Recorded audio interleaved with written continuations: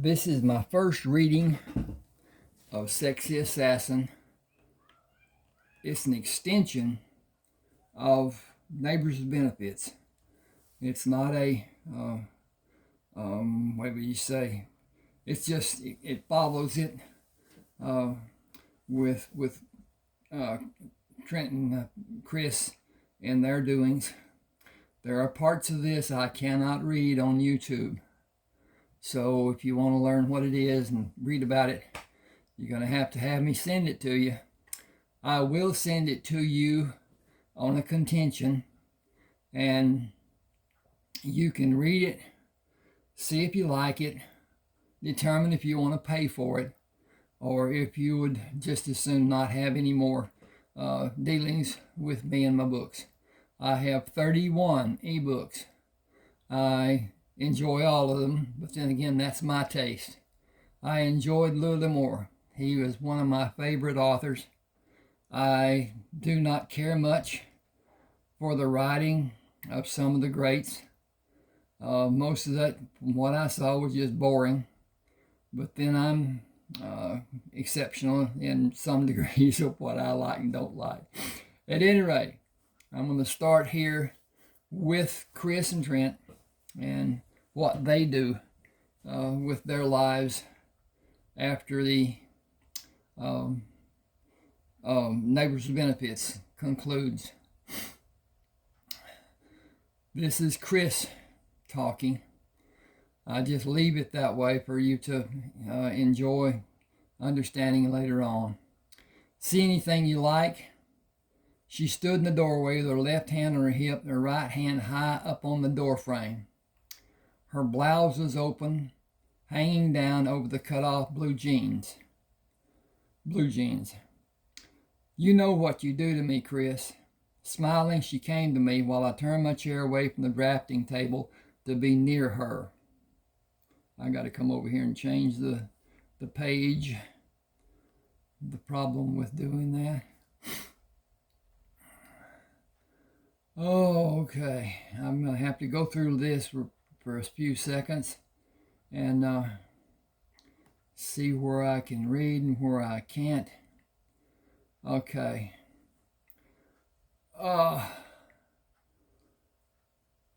She pulled back from me. I have a business offer for you.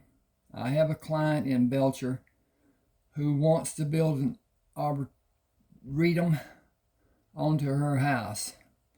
She may even give us a bonus if we are able to show her husband how he will benefit from having it built. With curtains done as she wants them will add excitement to being butt naked anytime they may want to be. I have specs for the work she wants to be done. Will you do the design work? You know I can't leave. Chris gave me a solemn look. I know you are always using your telephone to instruct the different superintendents and foremen on what is needed. She looked down and brought her eyes back to gaze at me. You will have a telephone at your disposal, except during the time you are meeting with her husband. Once we arrive, security will take it and anything else that might be used as a weapon while we are in the house. It will not be a long visit. The business meeting itself should take less than an hour, and we can be on a plane headed back to Dallas before noon. The entire trip will have you back home in less than 2 days. He will not see anyone on the weekend. We will need to pick 2 of your least busy days, and I'll make the arrangements. She furrowed her brow and gave me a knowing smirk. If you need more of an incentive, try $2,000. You will still be on the job here should you be needed.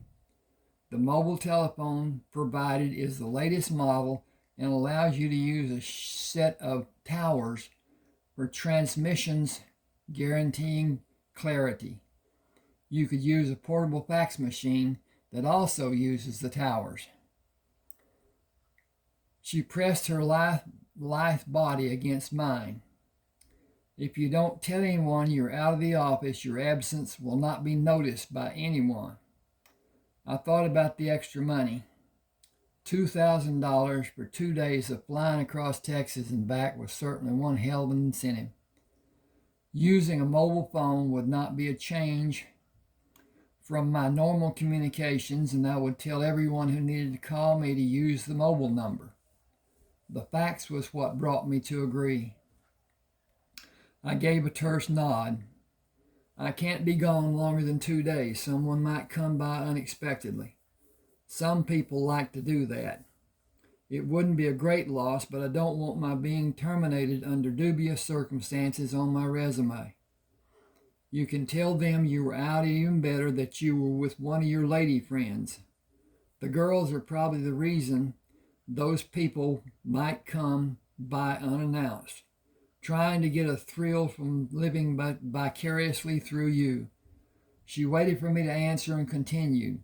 We can be a little late boarding the plane if we are checked in on time. The flight crew will wait for first class passengers. I sat up on the bed. First class? With drinks during the flight? Chris shook her beautiful head. No, darling, through the flights, plural. We will fly first class from Houston to Dallas, first class from Dallas to Belcher. You will limit your drinks from Dallas, won't you? You'll need a clear head when we meet Carl Ayers. I swallowed hard. Carl Ayers, the oil baron? She took my hand and kissed the open palm. Carl bears the oil and energy tycoon. I lifted my hand up to caress her cheek. Now you have me anticipating doing the job for your client and going to Belcher. I would like to take time and go back into New Mexico for a day or two of sightseeing. I just can't take that chance because I have too much responsibility for the current job sites here. But maybe someday we will. I thought about flying strictly for the pleasure of flying. My duties here are substantial, not just my duties for architectural design and architectural engineering. I also oversee safety, cleanup, and every detail of the job. The superintendents and the different foreman types have some responsibility, but anything that is done wrong that is not related to job crafting is on me. I am the person who says if scaffolding is moved or changed. I am the one who makes sure it is done correctly and signs off that it is safe to be used. I train the labor crew to place it correctly and to focus on safety above everything else. The company carries a hefty amount of liability insurance just so it can cover such idiocies when it happens. I wrote that and still can't read it very well. When it happens, idiocy when it happens. I have been able to stop those calamities so far. I've stopped a lot of near misses too. The site must be constantly checked for hazards. Every Monday and Tuesday I make the rounds to each job site and instruct the crews again. The labor crews pass on any information they're given to the other craftsmen. All crew members have been instructed to report a hazard they may find.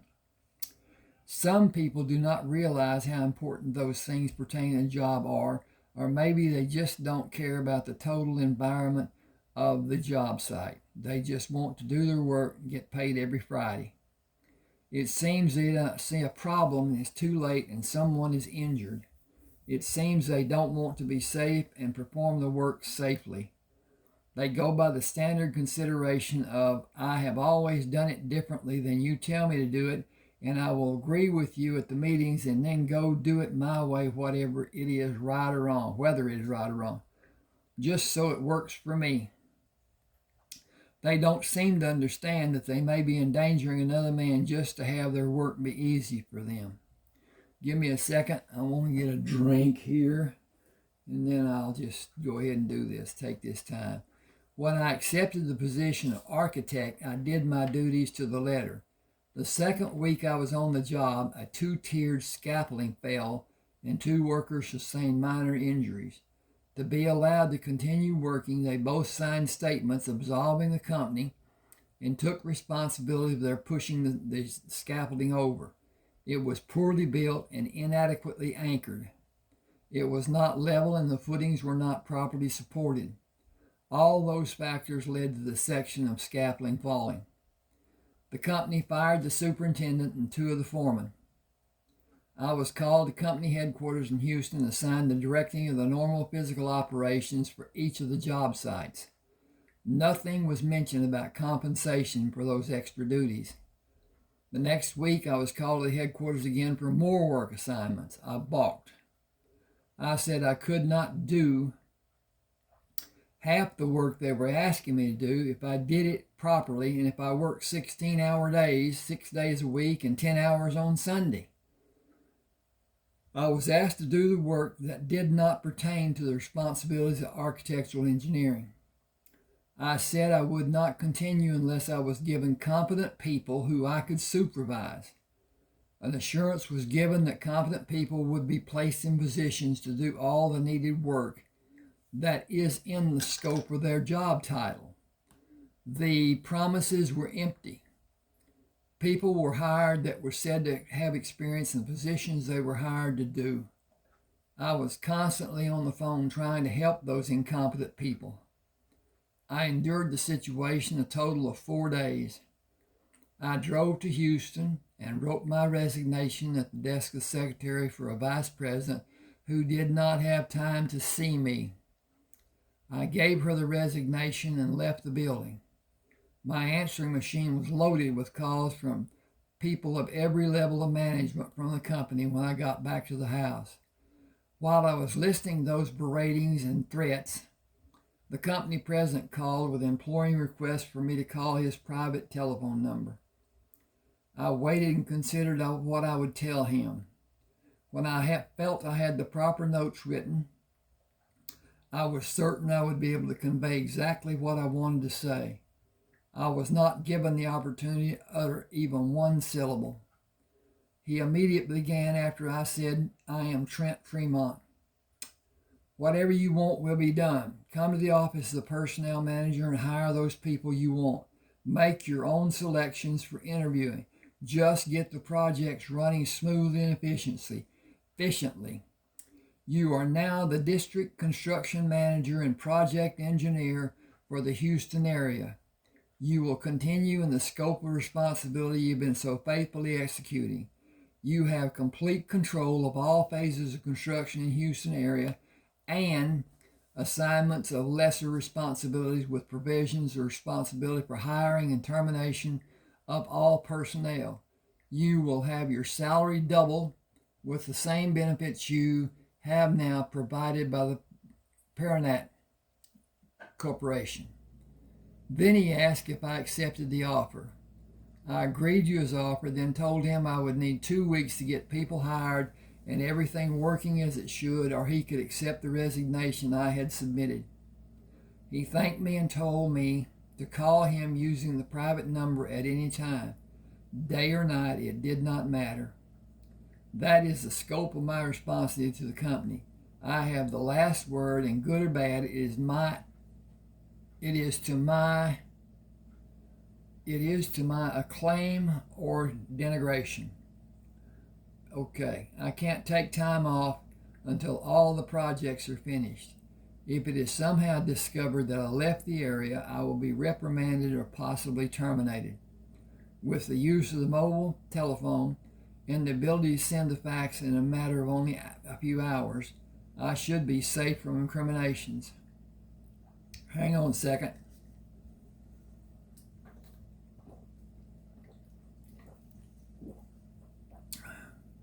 Well, that was more than a second. At any rate, I believe I talked to you about, no, I don't know if I did or not. If you want any of my 31 ebooks, send an email to the address you see here. Tell me which book you want. I will send an email with an attachment of the text that can be downloaded. Read it, see if you like it, see if you want to continue or you don't. If you do, send a check for $6.99 and then send another email telling me which book you want and that you will be sending the $6.99 before it is sent. With that, bear in mind it can be done through Zelle, Zelle, from most banks. Both of the banks I use here in East Texas have it. It is free. It is safe if you know the person that you're sending the money to. Once it's done, it's just like sending a check. Once the check is cashed, there's nothing the bank can do. Once the Zelle is received, there's nothing the bank will do. They don't want the involvement. They want to do business and have that just be an extra that they give for convenience of their patriots. It is not something you should be doing with people that you do not know. And I'm saying this because I'm telling you I'd like you to use Zelle, but I also want you to be safe. And if today everything is suspect, and you can buy something on the internet, and I've had it done. Once the 7 days or whatever that good deal gives you is over, if you're not able to stop the recurring charges, it can go like it did for me, from 99 cents to $39.99 per month for that application, which I didn't even use. But anyway, I'm fighting with it now with my credit card, and I may only have to pay the $39.99, but anyway, that shouldn't have been done to start with. But at any rate, we'll get back to this. I kissed her on the nose. I think a shower is needed for both of us. Chris hopped off the bed. Will you go Christmas shopping with me? I don't have extra money to shop right now. Would you take me shopping if you had extra money? I can give you an advance of $1,000. Bounding back on the bed, resulting in shaking the bed and me. Bounding back on the bed, resulting in shaking the bed and me, she moved with slow determination, placed her hands on my shoulders, and pushed me down on the bed, with her standing on all fours over me. It amazed me to see how lithe and athletic she was. It was the little things she could do that none of the other women I knew could do that drove me mad. She scowled. It is 1953, and it is Christmas. It's Christmas time. People will have bonus amounts on their checks beginning next week. When we come back, you'll have the other $1,000 to help pay your moving expenses. I can help you move the small things, and it should only cost a few $100s, since you'll only be moving short distance. I know people who have an enclosed van big enough to move what you cannot pack in the car. I use them sometimes in my business. It shouldn't take more than 2 trips and only cost $50 or $60 more. I wasn't ready for her to mention my moving. The thought that she was serious about us living together in a different house was in the distant future in my mind until this very moment. She did not falter when she spoke, and I was not about to upset her by any stupid statement or questions just yet. We can go shopping if you can afford to pay the $1,000 before I've earned it. Moving higher up on the bed, she placed her hands on my shoulder and pushed me down on the bed, with her standing on all fours over me. Oh, I already read that. I got to check that. Chris looked thoughtful before saying, as our business dealings will always be handled in cash, you shouldn't put the extra cash I give you in the bank. The government keeps track of deposits that are seen to be unscheduled or significantly larger than normal. I only make small deposits in the bank.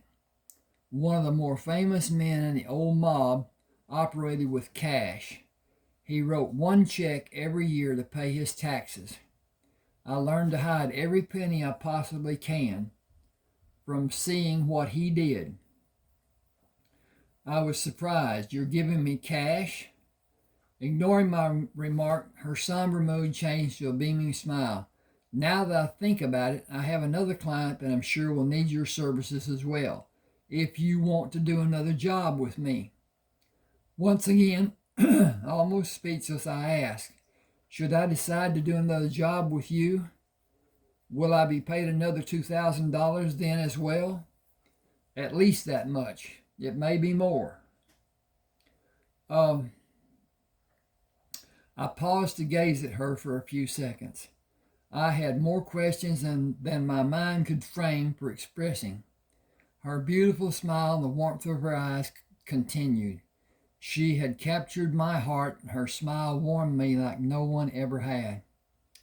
You know how little I make working for Pierrot Corporation, even with my wages being doubled, don't you? I don't pay for this house or the utilities. It's owned by the company I work for. I can't afford another place to live because all of my savings would go for the rent alone. You must know that $2,000 for a few minutes to convince a rich man to allow his wife to build onto their house is a substantial amount of money for me. I smiled, thinking I didn't need to speak in a manner to Chris. It's a lot of money.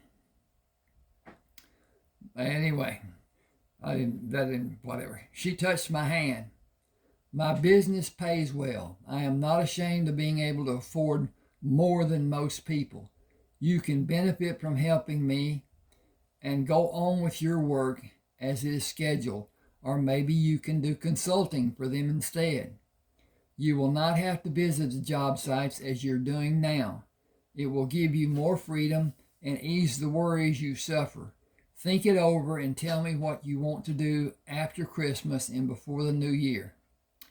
I laughed. How will they ever let me have freedom to work as I originally thought my work schedule would be? Simple.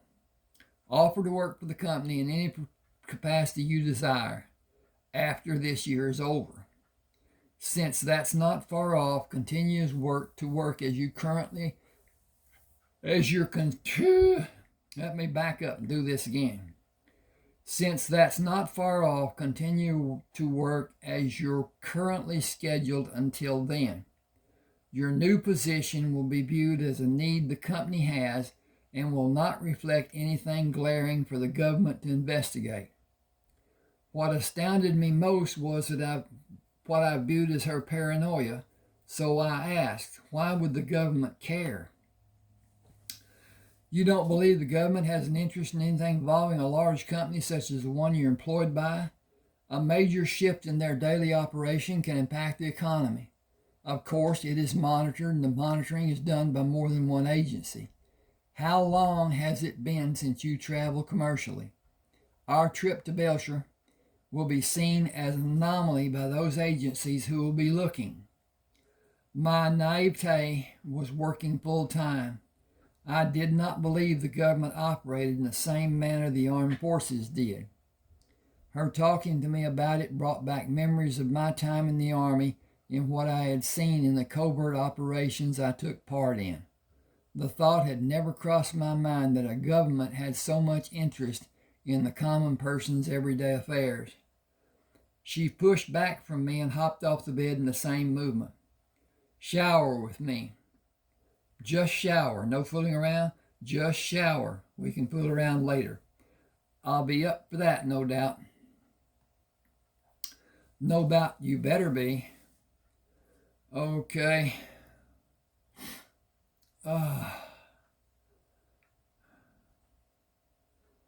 Okay.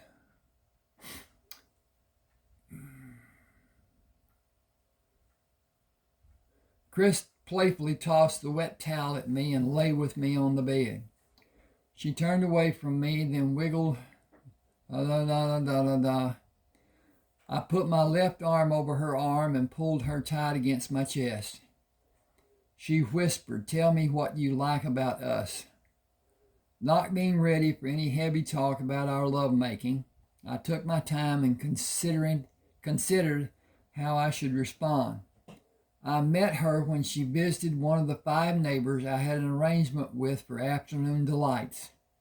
They began by accepting my offer to hire them to clean the house and cook dinner for me.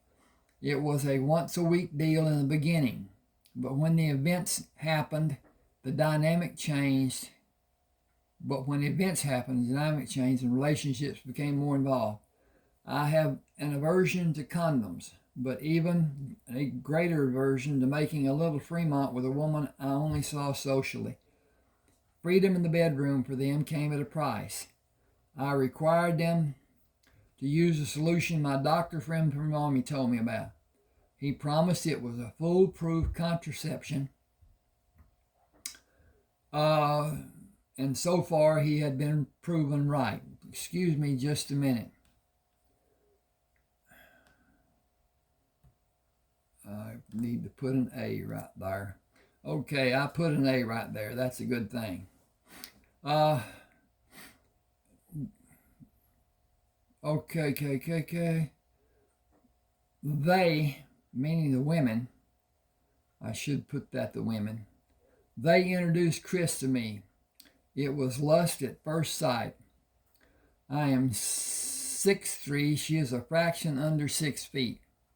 Her hair was cut pixie style, which gave me the free access to her delectable ears. I can work on an ear for hours given free access by alternating between ear, neck, and shoulder. She would come to me and demonstrate her desire without being coy. Her acting the way she did, showing she wanted and needed me, made me want to love her. She initially caught my attention by openly extending our experience. I gotta go over here. If I can find the cursor.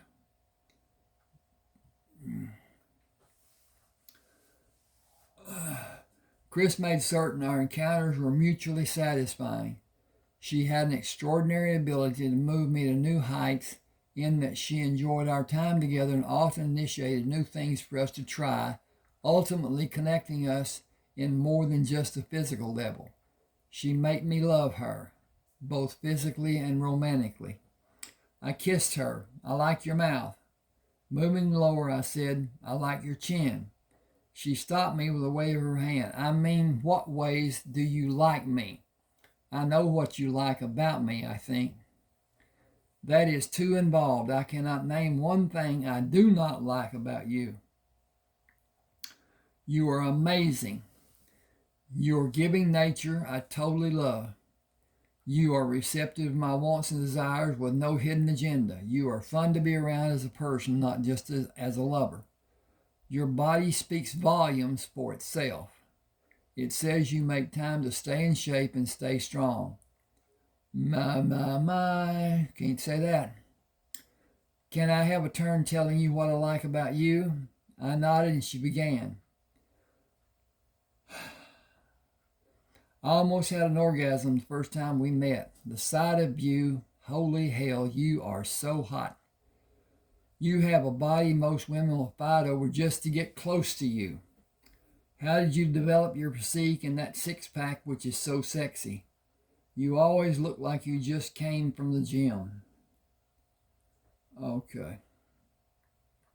My ego trip came to a screeching halt as I thought of my upbringing and training. Excuse me just a second. I need to check on the progress of this. Yeah, it looks okay. All right. My uncle was Special Forces. He built an obstacle course behind his house. I played on it as a young child. My parents were killed in a head-on collision with a drunk driver when I was 4. He took me in, and when I had my 6th birthday, he enrolled me in the Baldwin Military Academy. Colonel Herschel Baldwin made me his special project. Engineering became my focus, and physical training was his. The man could run the legs off of a cheetah. We ran together after class every day. He tutored me and we covered everything that happened in classes that day every evening. At age 18, I finished every requirement to have an engineering degree. Excuse me just a second, if I can find the frickin' cursor. Okay. Dink. Click, click, click, click. Okay, that's done. I finished every requirement to have an engineering degree from Annapolis. Qualifying in PT was required of all commissioned officers in my division. I was always in the top 1%. I retired last year when I was 40. I work out twice a week and run every weekend, rain or shine. I have ordered and led men all my adult life. I want to be a partner to my life mate. She drew designs on my chest. Can we be exclusive? Hang on a second. Come up here and find this. Click that, and click that, and come back to read. I thought we already are. After watching Chris bounce around like a teenager, I thought about the ways I could improve. I realized I need to change so many parts of my life, even the way I viewed living. I was determined to do as Chris suggested. I would schedule a meeting with Albert Perrott to restructure management in the upper echelon of the field work. If I saw the opportunity, I would recommend replacing vice presidents who favored keeping men in positions where they were not qualified, as I had been warned against any such changes when I had originally stepped into the position of district construction manager. I'd been reluctant to voice my opinion earlier to Albert, even with his declaring confidence in my judgment. The cost of keeping those people was exponentially increasing the project's overhead. Although the jobs were all cost plus and cost overrides were factored into the contract agreements, it did not guarantee the different companies would not become dissatisfied and award contracts to competitors of the Perrott,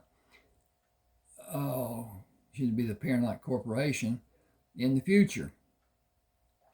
I wanted to ensure that this would not happen as best I could in my loyalty to Perrott Corporation. Hang on with me just a second.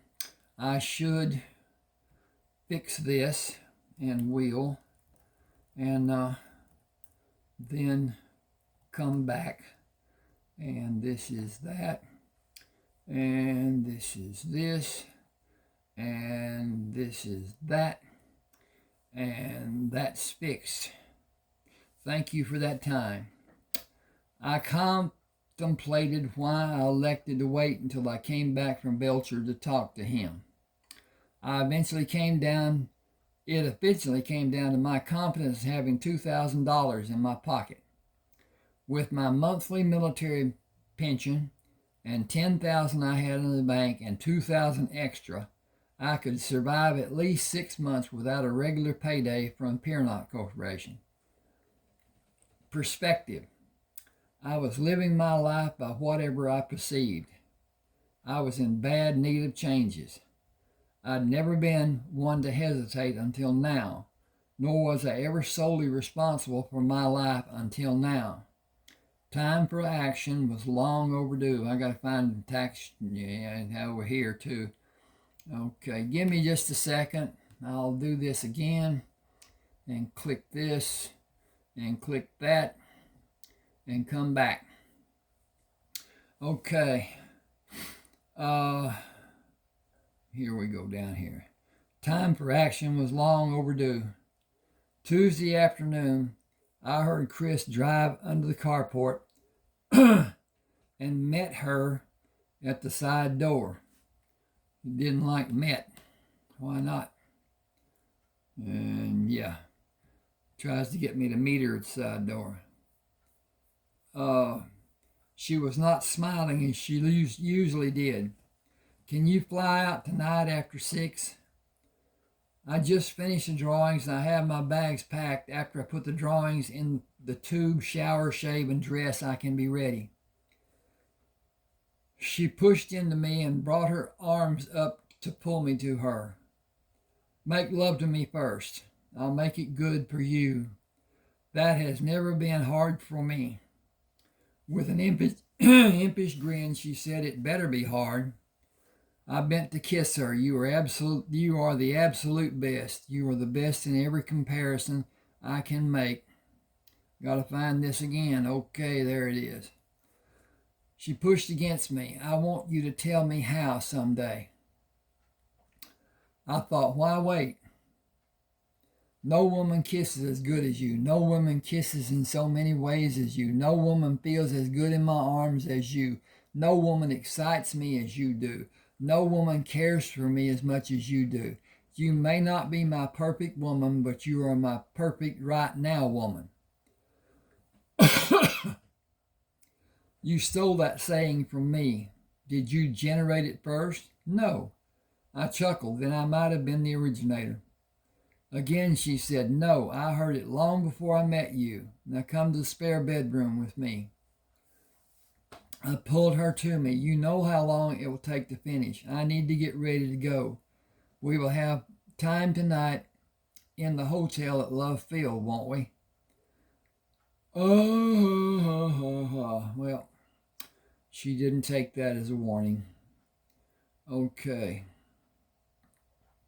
Now, looking at her and seeing the first small sign of fragility, I told her, I have been in unfamiliar surroundings most of my adult life.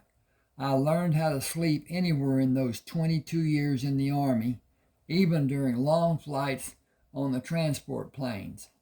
I can sleep anywhere. You may be able to sleep anywhere, but you will still be tired. I also learned to function at a high level, rested or not. 2-day hikes are a thing of your past now. The training is what I will never unlearn. The shock of battle, the clinical term of battle fatigue, will always be a part of my mental condition. I do not suffer idiots who want to fight. I end the fight as fast as possible, whatever it takes to protect myself. She pulled me close. Then we'll make a good team. I will have your back, and I know you will have mine. I said, this session will be a short one just for you. Da, da, da, da, da. We're going to skip down here. Oh.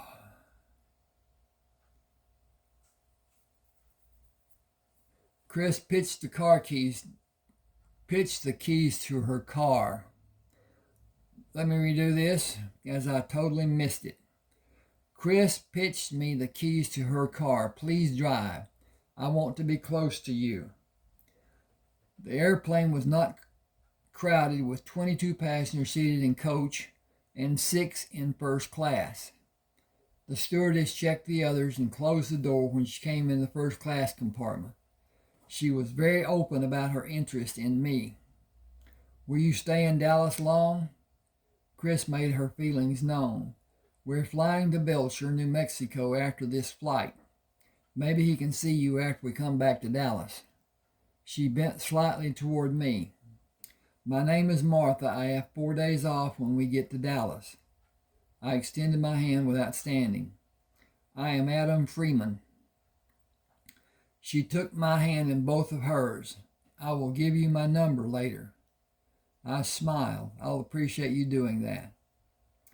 This is a short flight. I did not want to miss the opportunity. I will make preparations to serve you now. What will you have to drink? Chris said vodka and tonic. I smiled. Bailey's if you have it.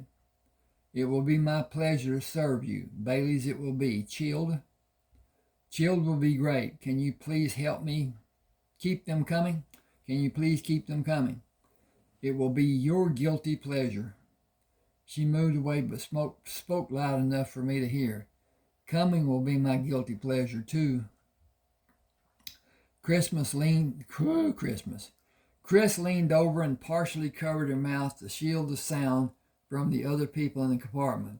It had little effect from the expression of the other passengers. Hit the turn this page button. Nothing like being obvious, but it's something I might have done if I was in her place and limited by lack of privacy and the small amount of time this flight will take.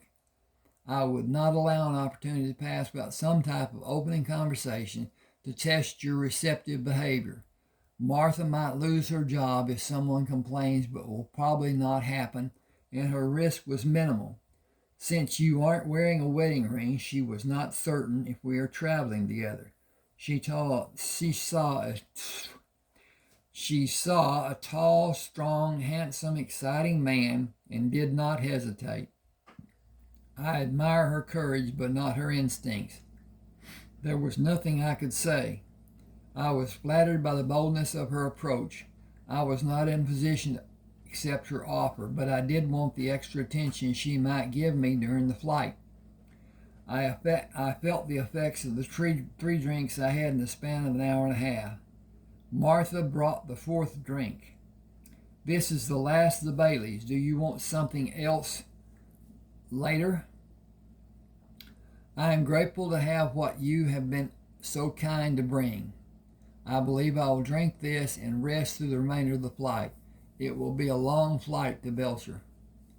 She took the empty cup, placed the new drink in the fold-down tray, and slipped the card with her telephone number beside the cup. Call anytime you like. I don't get to Dallas very often. She smiled. Call anytime you like. I will be expecting your call. I will not make any promises, so don't be disappointed. I have a very busy work schedule. If I do call, it cannot be a long conversation. It is a long way from Houston to Dallas. She said, I'll take whatever I may get and be happy with it. I leaned back to look up at her. Martha, it has been a pleasure. It has been for me too. Turning to go back to the steward's station, I believe she put a little extra wiggle in her walk. Chris was busy with her fifth drink and was not feeling any pain. She would come to Houston if you asked her to. I set up to reach the drink. I don't intend to ask, as I don't intend to call her, nor do I intend to come back to Dallas. You never know. What does that mean? Got to flip the page. Okay. Just that there may be lots of reasons for you to come back. Offhand, I don't know of any. That's what I mean. You never know. You told her we were flying to Belcher. No hotel for us tonight then. We will spend the evening with Charlotte Ayres and be in separate bedrooms tonight. We will have breakfast and meet with Carl Ayres before lunch. He will be back at the house sometime after 9 in the morning. I leaned back and enjoyed the coolness of the fresh Baileys. Love Field was an old Army pilot training center with 3 runways. We walked and carried our bags past 7 access doors where people went to and from different flights before we finally reached the opposite end of the terminal. The buzz Chris had was gone before we came to the gate we were to depart from. This could get old rather quickly. We flew from Houston on one airline, and we will fly from here on another. I've always wondered why transportation inside the terminal is not provided. The infirm are given wheelie chairs. Why not give everyone a ride? Gotta find the cursor again. I said the baggage handlers provide the wheelchair rides. Prices would be exorbitant for everyone to be pushed in a wheelchair, especially the distance we just walked and carried our bags. I looked back in the direction we had walked. It is so far from here to the gate where we arrived. I can't see it now.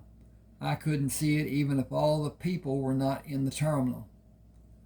Chris said they are mostly day travelers. Business is booming, and these are probably men who travel every day.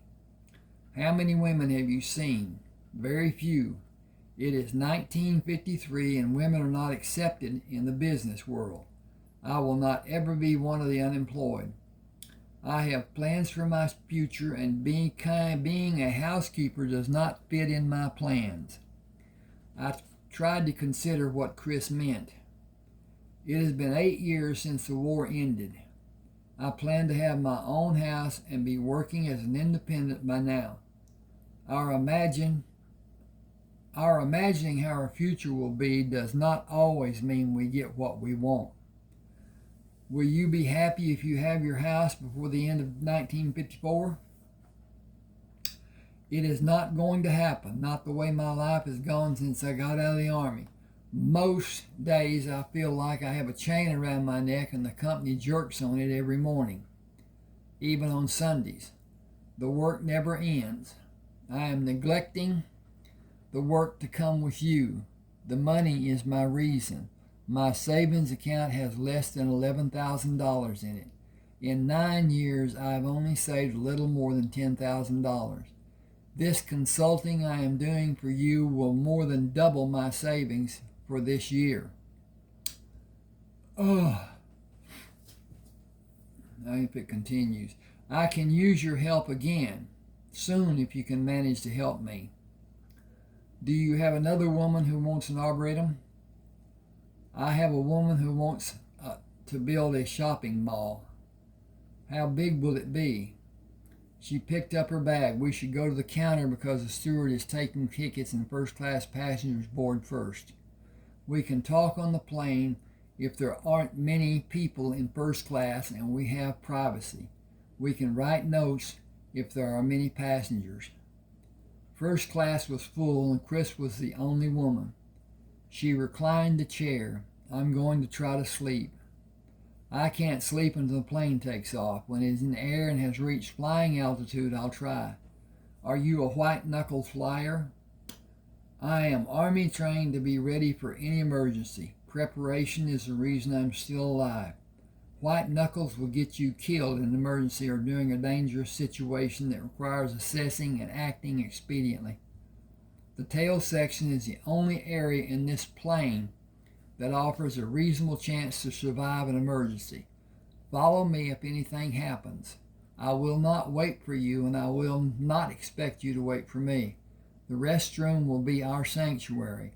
I will sit on the commode, and you will sit on my lap and brace hard against the door when I tell you to.